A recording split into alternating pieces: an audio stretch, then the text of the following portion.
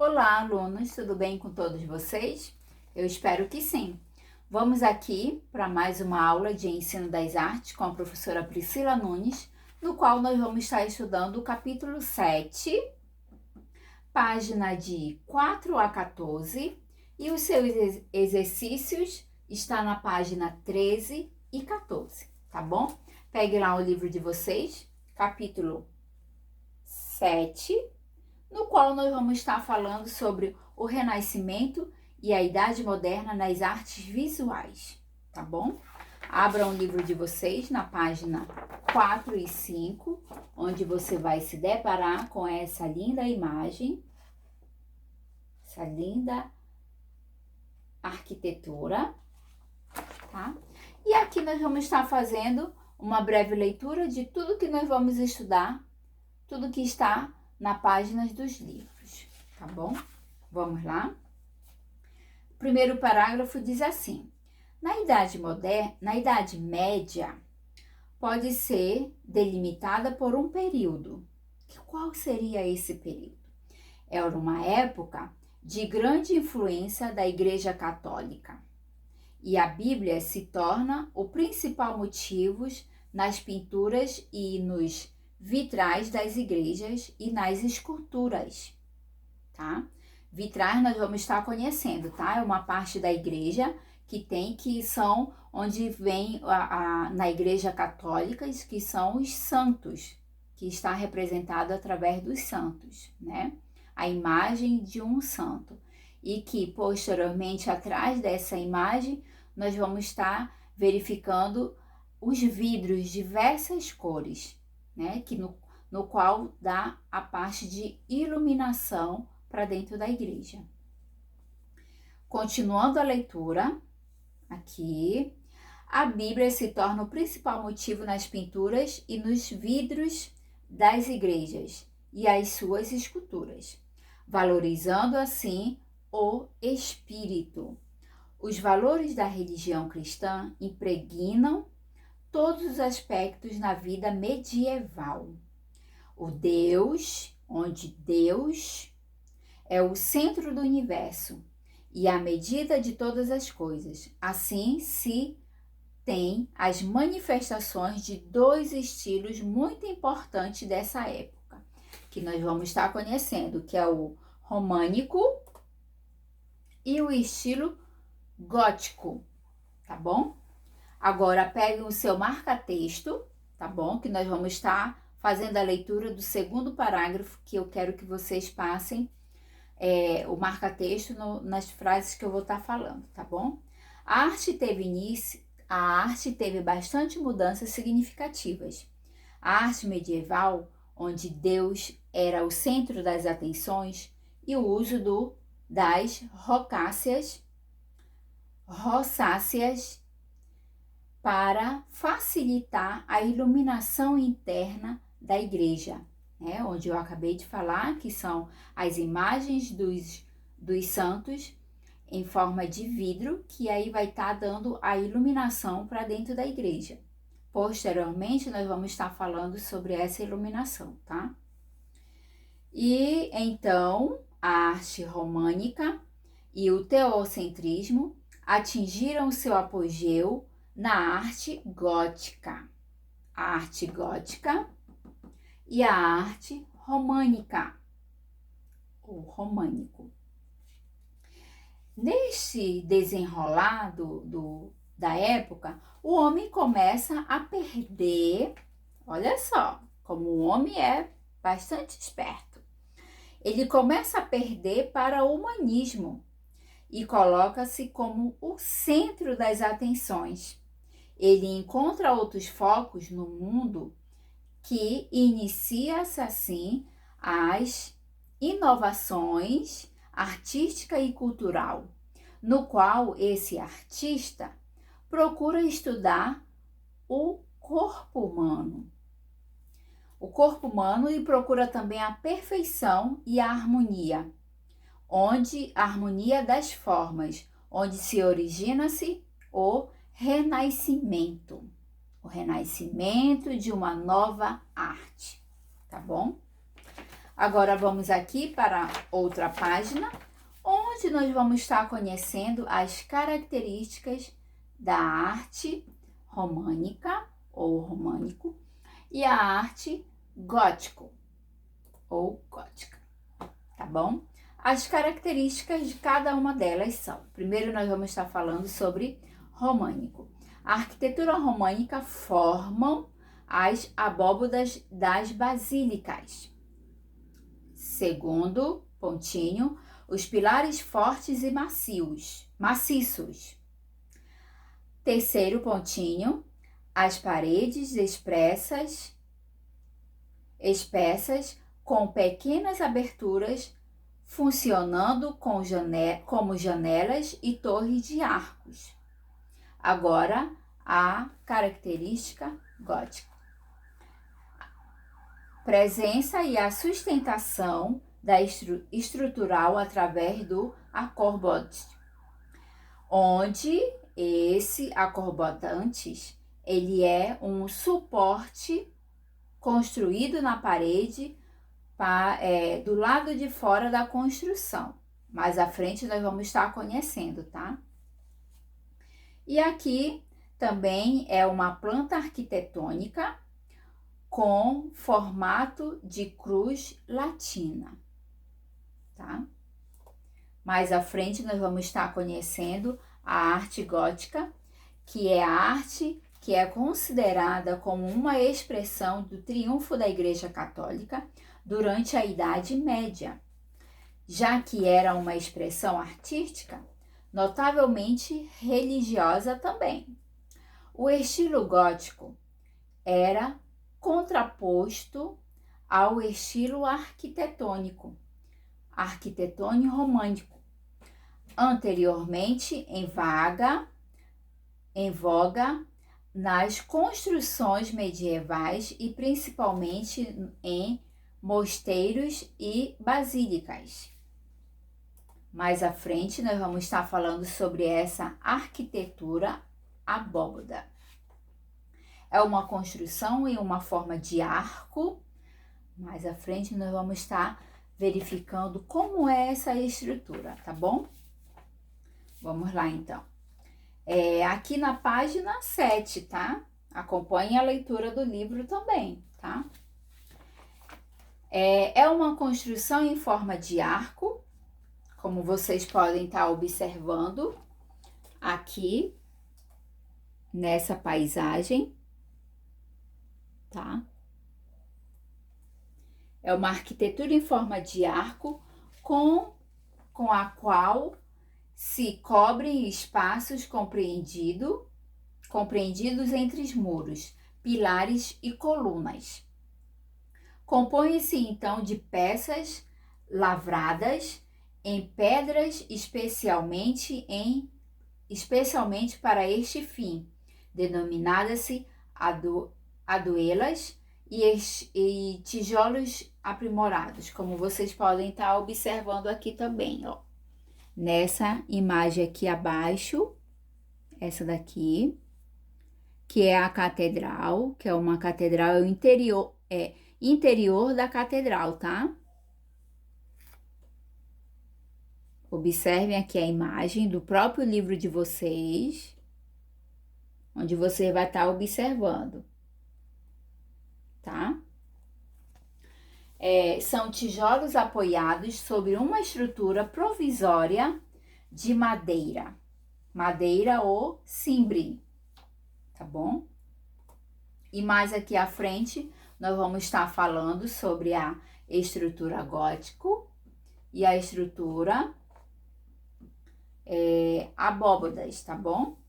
Aqui, como vocês podem observar, a construção abóbadas, olha como ela é. Aqui o teto da igreja era para compreender o formato do céu, né? Azul.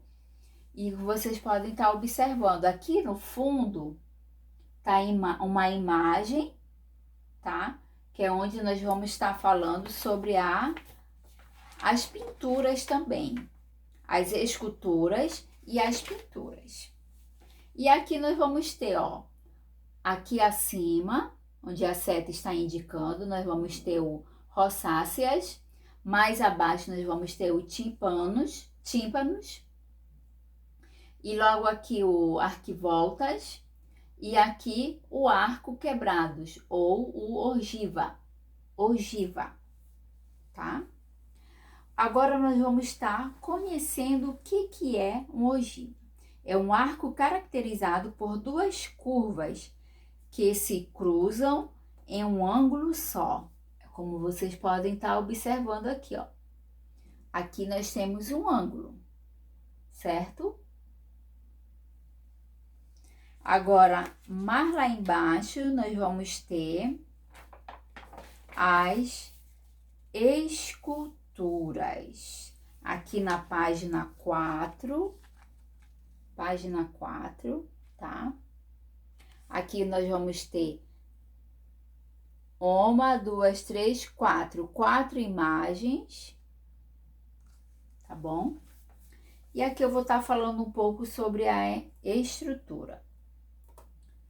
A estrutura e a pintura. A arquitetura da igreja tem os seus desenvolvimento cultural. Apresenta-se nas formas fechadas, um espaço limitado, onde o arco ou a linha reta, tá bom?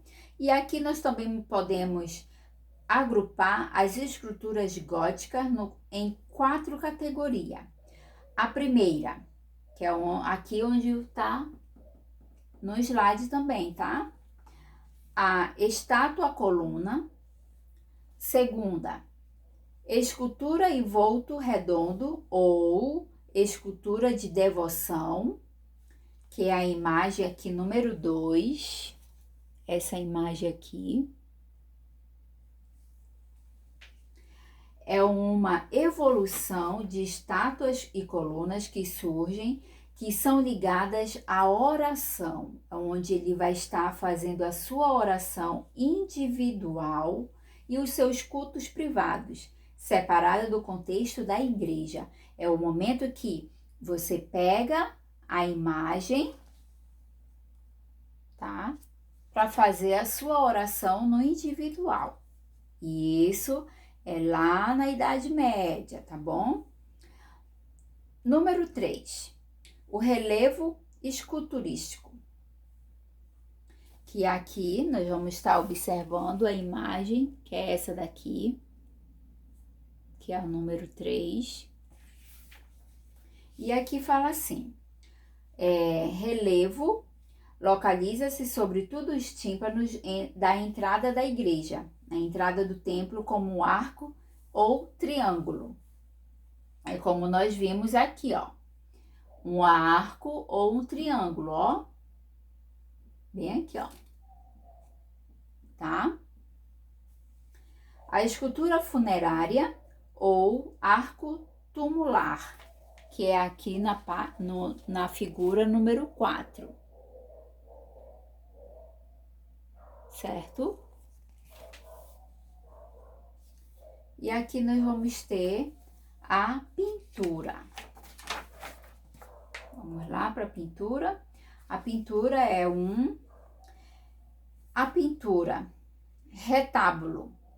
É uma estrutura ornamental em pedra ou madeira que se eleva nas partes posterior de um altar. Como vocês podem observar aqui, é uma parte posterior do altar. Eu vou voltar aqui para demonstrar para vocês. É uma parte superior aqui, ó. Essa parte daqui de trás. Tem a imagem aqui na frente. E atrás nós vamos ter um retábulo, tá? Agora, o que é esse retábulo? É o papel de pintura nessa época que foi transmitir, preste atenção, hein? Não apenas uma cena tradicionais da religião, mas uma leveza e uma pureza da religiosidade, com o único objetivo de emocionar o telespectador, né? E assim a pintura buscou transmitir o mesmo naturalismo e o simbolismo religioso da cultura e da arquitetura. Eu gostaria que você grifasse esse parágrafo, que é muito importante também. Mais abaixo, no terceiro parágrafo, nós vamos ter assim: era muito comum nessas pinturas a luz ser substituída por um profundo dourado, certo? Imitando assim o volume total da pedra preciosa. Também era bastante usado pinturas de religiosas serem representadas sobre madeiras, tá bom? E aqui nós vamos ter uma outra imagem que vocês podem estar observando, certo? E agora aqui nós vamos para a página 12. Na página 12 é a continuação, tá? Das pinturas. Diz assim, ó, tem essa imagem aqui abaixo e aqui ao lado nós vamos estar explicando o que significa essa obra de arte. A pintura a seguir indica uma das mais importantes obras de Gauguin. Apresenta um grande realismo, pois detalha as vestes de um comércio na época do século XV. Muito bem. O local onde os personagens estavam de mãos dadas, né? Inclusive por meio de um espelho que aparece bem no fundo, como vocês podem observar aqui, ó, o espelho. Esse é o espelho, porém, ele aparece também aqui no fundo. Vocês estão observando aqui? Certo? Aparece o espelho no fundo da pintura. Nos dá a entender que era um aposento. Nele, percebe-se que há uma pessoa olhando para o casal. Se você observar bem de perto, que é aqui, ó, nessa imagem aqui você vai observar. Tá dando para ver? Ou então pegue o seu próprio livro, que aí você vai estar fazendo a sua leitura também, tá? Que é uma arte visual. Certo? E aqui nós vamos ter a nossa primeira atividade. Observe a pintura gótica, que é essa daqui, e responda: quais os elementos nessa pintura demonstram realismo? Essa tá fácil, tá muito fácil, tá bom? Então, respondam essa também. E aqui, na página 14, nós vamos estar falando também na segunda questão. O pensamento mais especialista da arquitetura gótica. Quais os elementos que poderiam alegar para justificar esta afirmativa? Preste bem qual é a afirmativa. A arquitetura gótica transmite uma sensação de amplitude e leveza? Na sua opinião, ela transmite isso para você? Aí você vai responder aqui embaixo. Se sim ou se não. Mas, se for sim, eu também quero uma justificativa. E se for não, também eu quero uma justificativa, tá bom? Não transmite amplitude e leveza. Mas por quê? Por que para você não transmite isso? Ah, professora, ela sim transmite a sensação de amplitude e de leveza. E por que ela transmite isso para você? Tá? É na sua opinião. Terceira questão. Qual a importância do significado das iluminárias na arte gótica? Essa nós falamos, hein? Tá bom? Falei tudo isso para vocês. E agora, tenham um ótimo estudo, né? Uma boa semana para vocês. Desejo também para as mães um feliz Dia das Mães, que Deus abençoe vocês. grandiosamente para ter mais longevidade nessa vida, tá bom? Então fiquem todos com Deus e eu agradeço por ter assistido a minha aula e espero estar contribuindo para o conhecimento de todos vocês, tá bom? E quem tiver dúvida, por favor, comunique, não pode ficar calado, tem que se comunicar, peça para o pai, peça para a mãe estar ligando, que aí nós vamos estar tirando todas as dúvidas de vocês, tá certo? Então, boa aula para vocês. Tchau, até a próxima aula.